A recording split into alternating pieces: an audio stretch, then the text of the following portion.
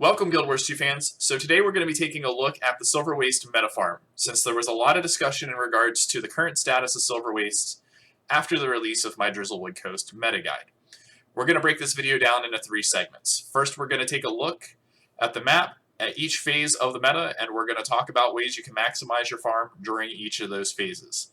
Second, we're going to take a look at, once you've completed your meta farm for the day, how you can maximize your profit from your time in Silverwaste. Definitely watch this segment and to find out if you're still leaving gold on the table.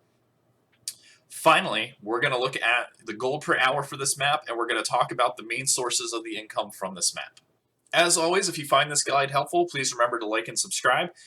And if you have any questions, please feel free to leave them in the comments below. So without any further ado, let's go ahead and get into it. Let's go ahead and talk about accessibility in regards to mounts and gliders. While Silverwaste is a completely flat map where the meta is occurring, there is, however, added benefit to having the Raptor mount for this map because it allows you to move from event to event faster, as well as be able to pull mobs in to cleave them down very quickly with AoE skills.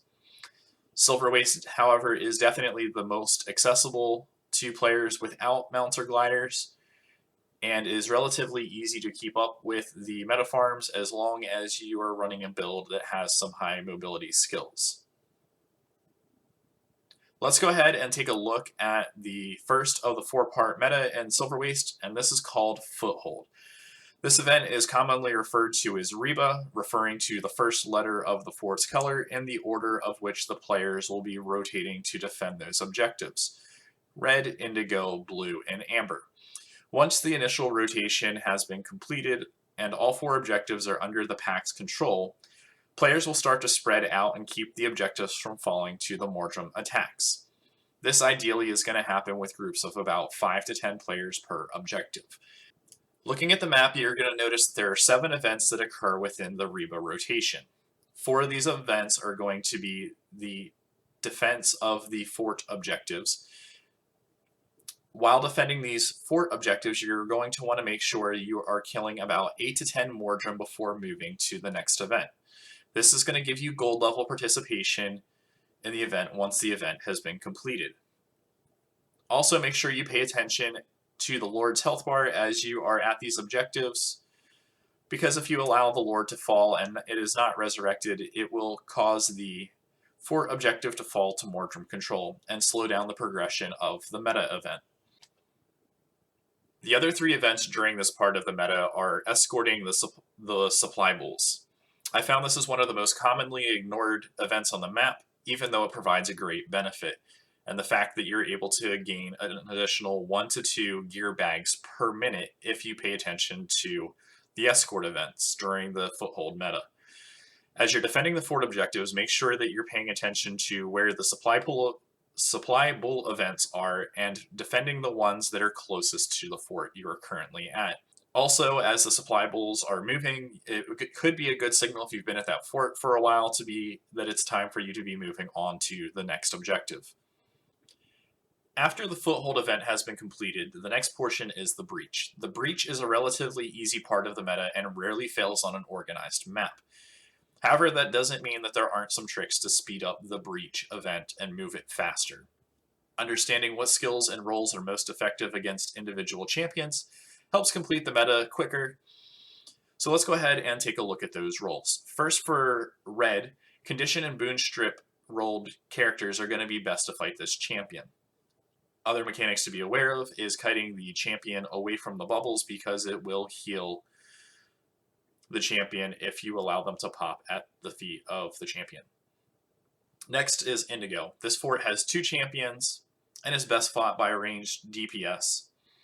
And the mechanic here to be aware of is popping the bubbles as those champions are within the AoE range of those bubbles will stun the champion, giving you a big window for DPS to burn those champions down. For the blue objective, the champion here moves around a lot, so ranged single target DPS is best here. Finally, there is the amber champion, which is best fought by the melee and reflect based characters. After defeating these 5 champions, you will then move on to the Mordrem Vine Wraith event. The Mordrem Wraith event is also fairly easy at this point on an organized map and rarely fails. Generally, if it does fail, however, it's going to fail at mid lane, and that is generally because there are either too many people inside this lane or there are not enough classes that are bringing skills that will either reflect or block ranged projectiles. With that being said, let's go ahead and take a look at which character roles are best suited for each lane. The first lane to go in the meta is South. The champion here is very easily fought with characters that have melee DPS. After this champion has been defeated, we will then be moving to mid lane, and the champion here is easily fought by characters that have reflex and projectile blocks. Generally, mid lane is also best to keep around 10 to 12 players so that the champion doesn't scale too highly. The final lane to go in the meta event is the North lane, and that champion is easily fought by ranged DPS, specifically because it charges around a lot and it's a lot easier to continue having continuous damage on the champion while it's moving around the area. Once the North lane champion has been defeated, the vines will withdraw and allow the players from all of the lanes to go in and loot the chest from the meta champion. The large chest in this area is where the most expensive item in Silverwaste can drop, and that is the Charged Quartz or Calcium Amulet of the Hive, which contains the Preserved Queen Bee infusion, which sells for more than 5,000 gold. However, in all of the time that I've spent in Silverwaste, I've never gotten this drop. Now that the Mordrem Wraith has retreated, it gives us about a 15-minute window to loot chests in Silverwaste. This part of the meta is called timeout. During this 15-minute window, players will rotate around the map, generally in a counterclockwise direction, killing the champions that are on the map, as well as digging up chests. After you kill the champion, there will be a 10-minute window and then it will respawn. As you can see on the map here, I've drawn out the rotation for the timeout event. There are 4 champions on here to kill within the 15-minute window. It is worth noting that you can kill all of the champions twice in this 15-minute window. Finally, let's talk about maximizing profit. And to do that, you're going to need a bag opening character. A bag opening character is a character that is between level 49 and 53. The reason we are going to use this character at that range is because crafting materials from that level gear are more expensive. So we're going to open the bags on that level character to salvage the gear to get those materials. Once you've opened all of your bags on this character and salvage them, you're going to want to take those materials and you're going to want to refine them. It's important that if you plan to sell these materials that you refine them first. If you don't, you're going to lose between 1 to 2 gold average per hour. It is also important that you never instantly sell any items on the trading post, and if at all possible you have space, hold those items and save them to craft an item even further to make more profit. Alright, so now that we've discussed the strategies for the meta and then the ways to open bags and such after meta to maximize profit, let's go ahead and take a look at where all of that profit is coming from. So if you look at the raw gold per hour, you should be receiving between 20 to 25 gold per hour from Silverwaste.